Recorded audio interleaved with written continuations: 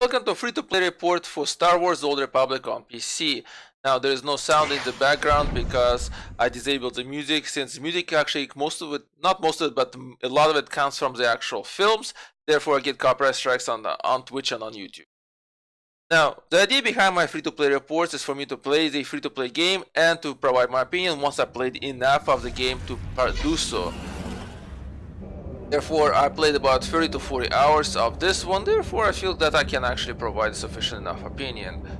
Okay, well, let's do this. Let's get right into the game. I killed a few of the guys in the previous attempts to record this video, and here we go, here we are. So let's start this off. So, what is this game about? Well, this is a game that continues on the Knights of the Old Republic series, and it's now no longer canon, but back in the day it used to be canon in terms of happening in, I think, like about 1,000 years before the film, so long back. And like I said, Disney reset the canon, so this game is no longer canon, but you don't need to really play the Knights of the Old Republic 1 and 2 in order to experience this game. There's everything's pretty much explained. Anything that you need to know would be provided to you, but that's not a problem. Now, I'm sitting here not doing anything, and there's a reason for it, and you will know about it. So, now, this game has two portions to it. There's a free-to-play portion and there's a pay-to-play portion in the game. Free-to-play portion is the original Star Wars of the Old Republic. It's all those four side, so it's the light side and the dark side of the Force character classes that you get. They have all unique storylines, and then you also get up to level 15. If you want to go beyond that, then you need to subscribe at least for 1 month, and that costs $15. $15 American. So, and then you get all the expansions that were released by this time, and all that stuff and all that content that you can play further. So therefore, the free-to-play portion is kind of like a big giant of the game. Now, I've been hearing a lot of things that people keep constantly telling me that the story here was great, story was here great. So that's why I decided to play this game, and actually that's why I think I persevered for so long playing this game, because I was trying to get to the story, to get to experience the story. And at first it's pretty interesting because, let's say in my case, when I was a Sith Inquisitor, when I started out, I was being told that I was actually a slave in the Sith Empire. I was found to be force sensitive, so therefore I have to go to the Sith Academy, train there. Now if I fail, I die. There's other students that are trying to sabotage me. The guy who's training me is also trying to sabotage me because I'm a slave. So very interesting setup, very interesting. That way I was looking forward to each dialogue, to choosing those options, to pretty much stick it to the guy who was training me. All that I liked. Once I got off that planet, the story started to slow down, and it was no longer as interesting. I was no longer working against some bad guy. It was not that fun anymore. Now, also, the impact of the choices I was making, I was not feeling it. Like, there was nothing really happening. It didn't really matter quite often. It seems to be certain things will happen despite what you choose, what you say. And the only thing that really seems to be happening is the idea is that you either getting more of a light side as a character or as a dark side character. Right here, the meter, you want to go which way you go, right? And your choices and your actions can determine that. But beyond that, it never really got anywhere. And you know, if you're choosing light, it's not like some fifths gonna get upset with you or something like that. So nothing there either. So, like again, I wasn't feeling really reason for doing any choices. Now the choices themselves are quite interesting. Sometimes you can look at them and say, well, if I'm doing this, you know, from the point of view of the Sith Empire, trying to improve the Sith Empire, not all dark side choices are really good for the Sith Empire. Quite often they actually would be detrimental to the survival of the Empire, as it seems to logically. But at the same time, some of the light side choices might not be the best ones either, because let's say the choice, the dark choice, which is to poison the slaves and have them die in agony, but you know it's gonna take them a while to die, but it will be in agony, or to poison them so that they die quickly. Well, the agony one is the dark side, the poison and die them quickly is the light side choice, and it's like, oh well, you know, doesn't really seem to be a really good choice either at this point. So I think the game was trying to hint at ideas that, well, you know, either side of the choices are not always the best choices, not always the best thing to do. sometimes maybe it's more of a grayish type of path that you have to choose. You have to, if you at least playing from this idea that you try to improve the Sith Empire, whatever organization you're a member of. However, like I said, the impact of the choice is not, I'm not feeling it. It's not like anything changes in the game because this is an MMO game.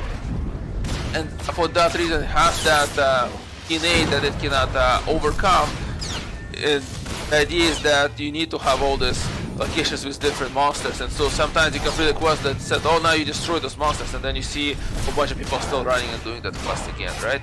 So it's all the same that way. And so let's get back to the story. And like I said, the story started to slow down, and I started to feel more and more that the missions I was on were nothing more than me going from point A, where there's a quest giver, to point B, the final end of the quest, where I have to just go there, kill a few guys there, or press something there, or pick up an item there, and return to point A. And between point A and point B, there will be enemies, and as you can see, I'm doing a heroic mission where the enemies are supposed to be tougher than they usually are, and so far they have failed to kill me. Or my companion at that. Now, if there's a few more of them, it's actually possible for my companion to die. And if I'm not paying attention at all, completely after my companion dies, it's possible for me to die also if I'm not doing anything really. But otherwise, right now, I'm pretty safe. Now the game does try to make it a challenge. Like you see, it's I'm level 44, but this planet is actually top level on this planet that you're supposed to be half is 26, so it kind of pushes me down. But despite of that, I'm not really having much of a challenge. Actually quite often use this fast travel option where it's, you saw me in the beginning where I'm traveling this type of a flying thing, like a motorcycle style, because I just want to avoid all these fights and just get to the actual final missions and do them. And you know, that's just not it started to become really boring for me. And the reason, of course, the game is doing this is because it's an MMO game, and it's trying to do the same thing that all the MMORPGs are trying to do, which is to get you to go play the end game content. At which point you begin to ask yourself, why then have all the rest of the game if you want to just people to play the end game content? Why don't just deliver the end game content straight away? But so, what is the end game content in this game? Well, the end game content is there are a few variations of it. Here it is. First one is called Flashpoints. It's kind of a PvE missions where you and 4 others, or you and some companions, the NPCs, go through a mission fighting the enemies. And generally, I played this as soon as I got off the first planet, because there was a request for me to say that go and play one of these ones. I did.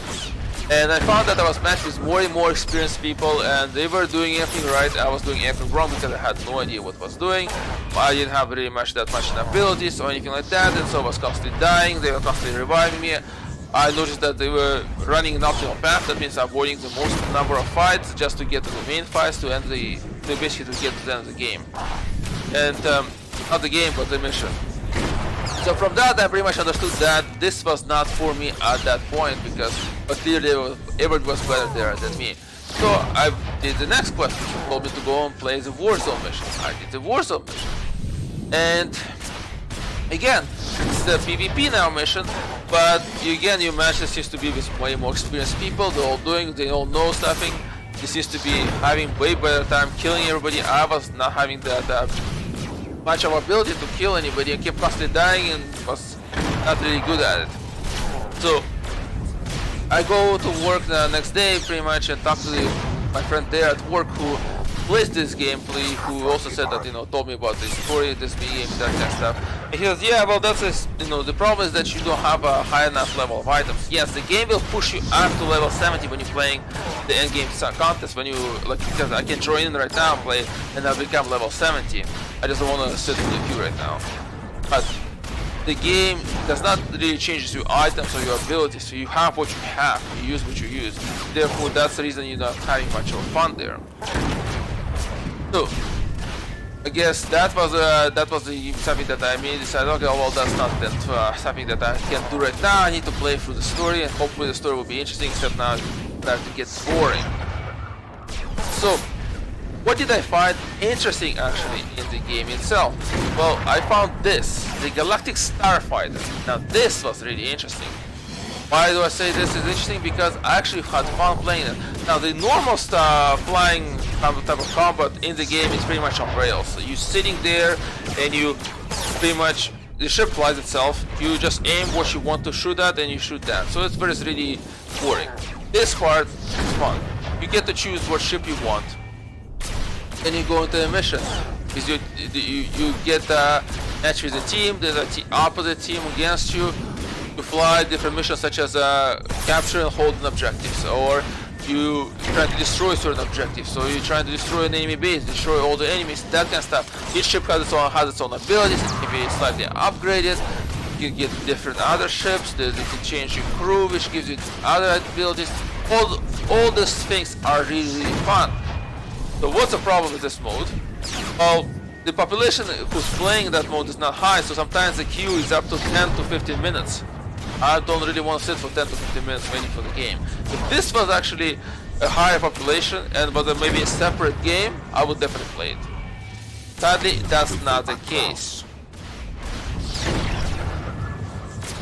So in the end, what can I say about the game? It has an interesting story. It tries to deliver this interesting message here about the optimal choices and what you do, but except that it doesn't really make the choices really matter. And in the end, it seems to be most of the content is still in the free-to-play version then, because that's where all the end game content and where all the stuff that you can do, my ability to do the same thing as crafting or something like that, or use the other things are kind of limited. Using certain items also limited because it tells me like, oh, well, you have to be a subscriber to be able to get all those things. So in the end, the beginning is very much a big giant demo, except demo is boring me, and therefore I'm not feeling any reason why I want to continue to subscribe. So in the end, it's a cool game because it's in Star Wars universe, but as a game itself, okay, nothing special, nothing really new, to me at least. Alright, well, thank you for watching and for listening.